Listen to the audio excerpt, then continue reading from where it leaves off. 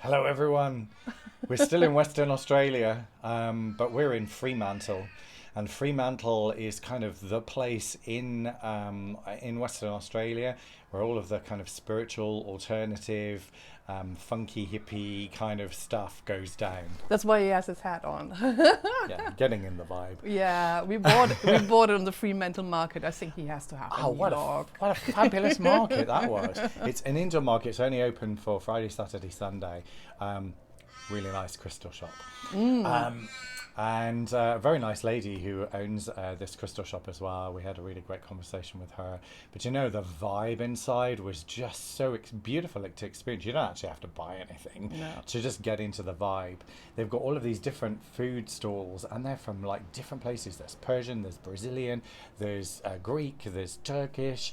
Everything, all kind of foods all, in there. all sorts, and honestly, you can just go, oh, what should we go today, and experience and have a different type of food. And what was really nice is they did have quite a few vegan and vegetarian options in the different places as well. So it wasn't just meat, so you can actually choose if Yeah. that's kind of your dietary lifestyle, like it is That's ours. correct. And do you see a change on Merlin? Maybe you can see it. I mean, it's visual, isn't it? There's something in his face. It's quite soft so far. Yes. Yeah. Yeah. Yeah. So he's going through a change.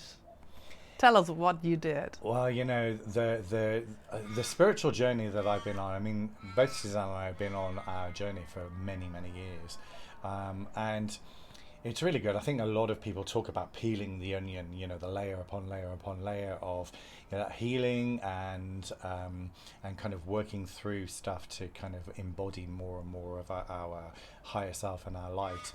And this has been my path, particularly over the last 2 to 2.5 years since my wife passed, and I went kind of out of that phase of my life into a new phase. And so part of that path then got to some very deep layers of healing because I'd done so much work before. And one of the challenges that I found myself in was that I struggled to connect with other men. Being on this path, I find lots and lots of women who I could connect with and have great conversations with and be friends with. But you know something, it's as beautiful as those experiences are, and I cherish them. There was always felt like I was missing something, that I wanted that connection with other men, but never seemed to meet guys who were on the same sort of path that I was.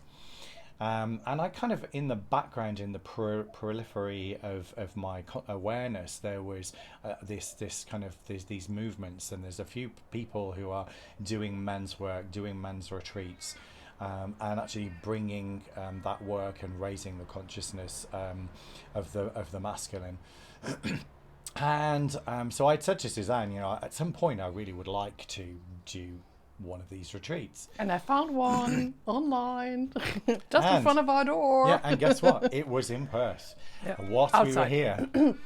And Meant to be. yeah, so definitely. So this was last weekend.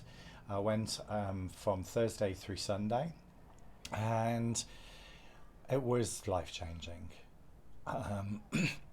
To be with other men who are doing, the work. And if I kind of explain it in this way, my experience with a lot of men in kind of everyday life has been bravado.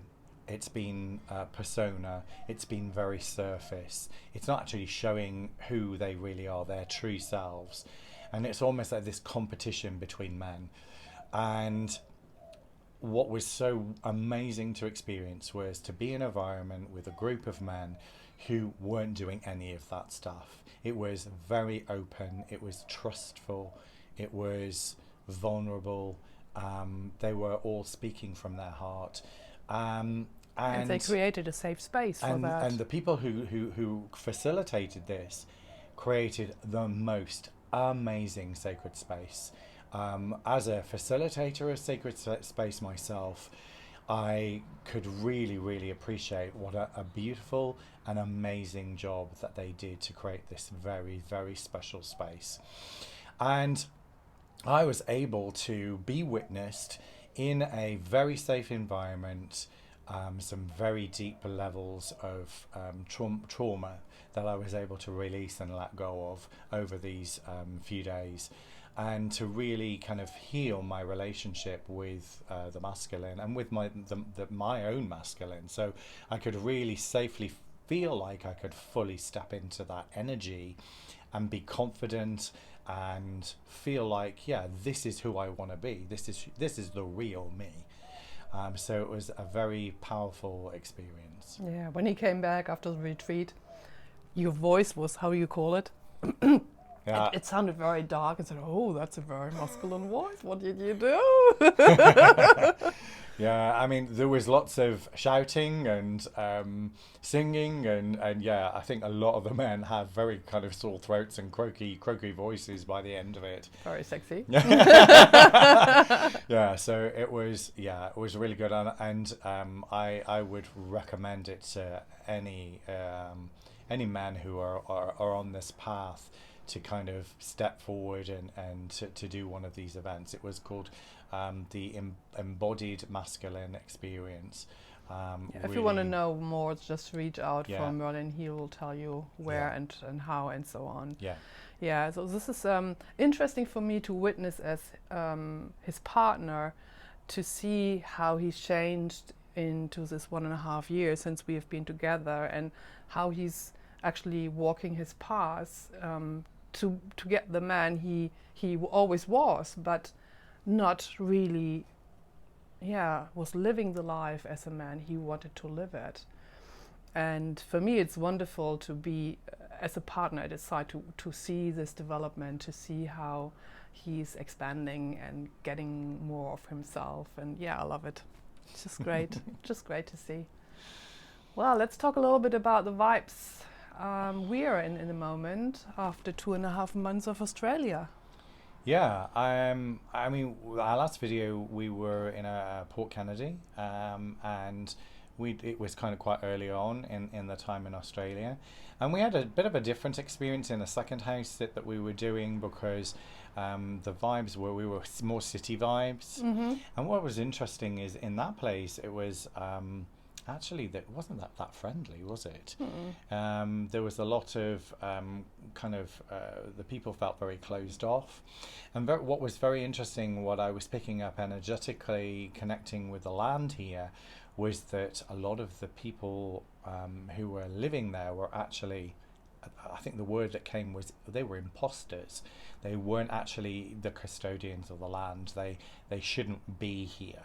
That was the energy and the feeling that I was picking up, and it felt very much like there's a growing consciousness that is connected to the indigenous populations, to the Aboriginal tribes that are here, but it's not just people who are currently Aboriginal, because of the amount of old souls, the amount of starseeds that are actually here.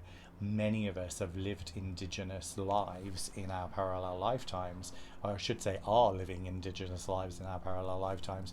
And so it's almost like we're kind of bringing that energy and bringing that consciousness together,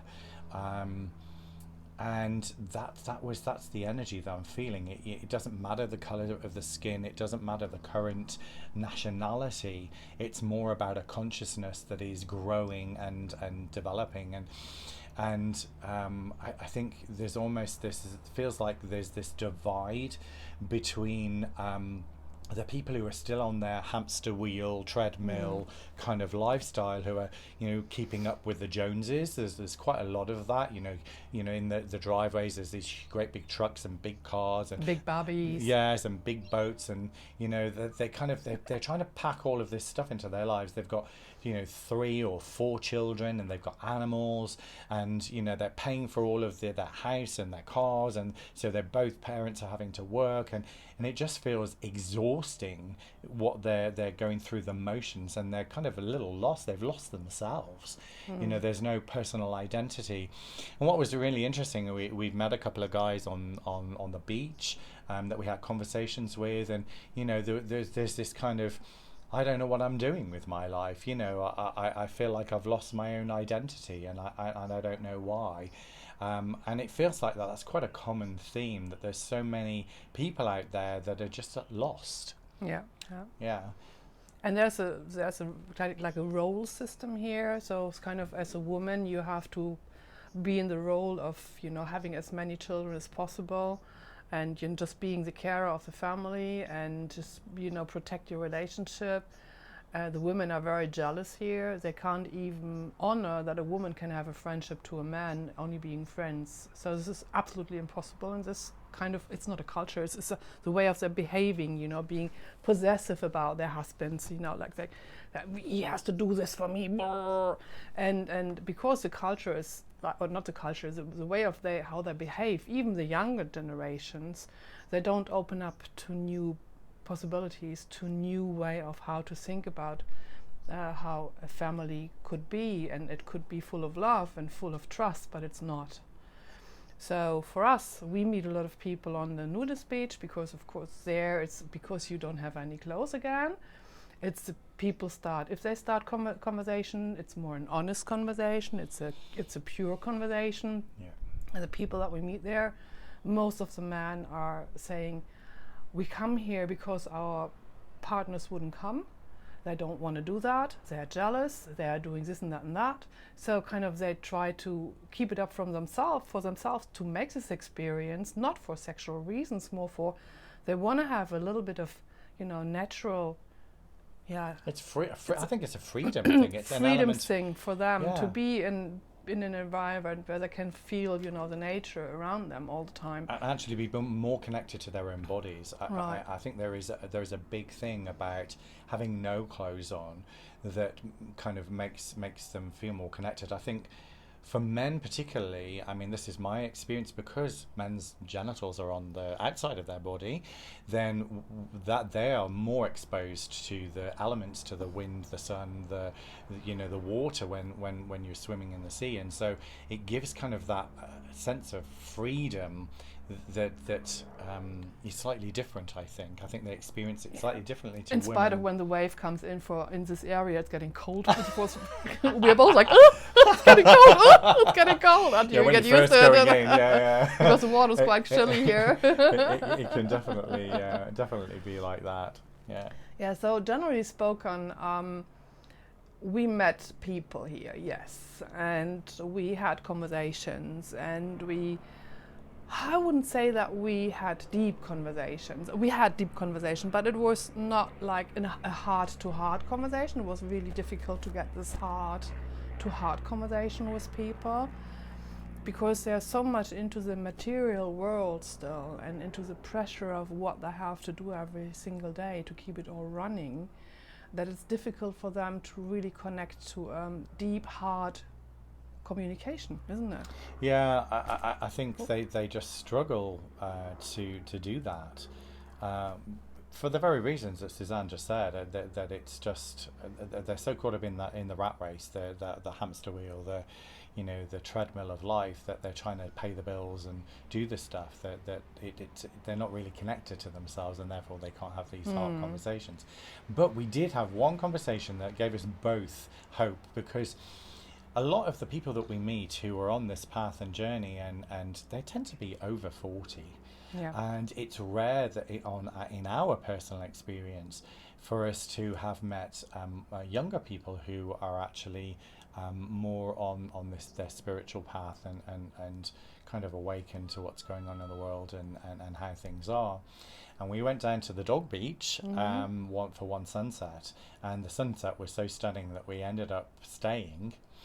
And there was this young man who was sat on the rocks, and he had been meditating on the rocks. He'd been watching the sunset, and so we just then engaged in conversation with him. He was 23, from Italy. North Italy, yeah. So he came from Italy to Australia on his own, and we started to have this conversation, and the way that he was talking, how connected he was to his own heart, how he was speaking his truth about how he felt about himself and about the world around him, and how he actually coped. So he was saying things like, I work in a kitchen, and it can be very stressful, but I just don't let the stress get to me. I just let it go over me, and I'm like, wow, for somebody of 23 to have this kind of viewpoint and perspective.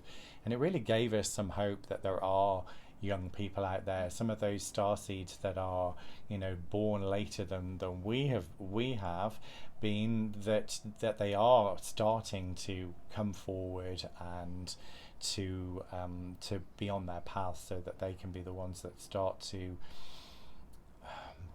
create the new world that we all want to live in. Yeah, and we will be the way showers in a way, like helping and supporting these young people and encourage them to go further on and to meet other people, build up communities, and live the dream they want to live. So yeah, but altogether, looking back to the 2.5 months we have been here in Australia, we had a good time, we had a relaxing time, we had hot days, several of them. Today is one of those, 40 something. 41 or 42. Yeah, we're sweating already.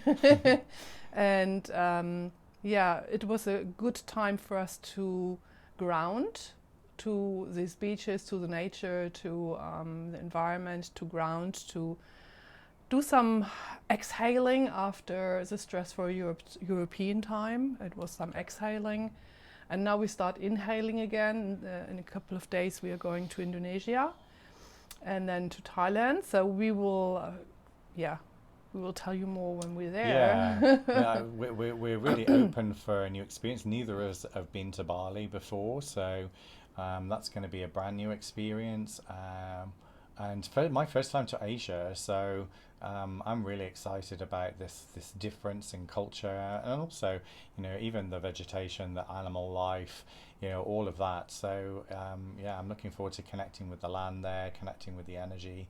I know that Bali is traditionally been quite a spiritual kind of place, and that there's all sorts of stuff that goes on, but as we know from our personal experience, it doesn't necessarily mean that the energies are good. No, we have to find out by ourselves, and we will keep you informed and updated about so that. we will definitely do another video, another podcast from Bali, and we'll let you know what that feels like and how it is.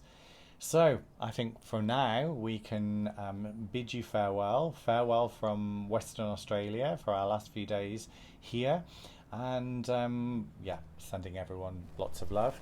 If you really enjoy our videos and enjoy this, then please subscribe to the channel. Hit like, because it always helps that other people can read and listen to our videos as we continue to broadcast them. So take care, everyone. Bye-bye. Bye.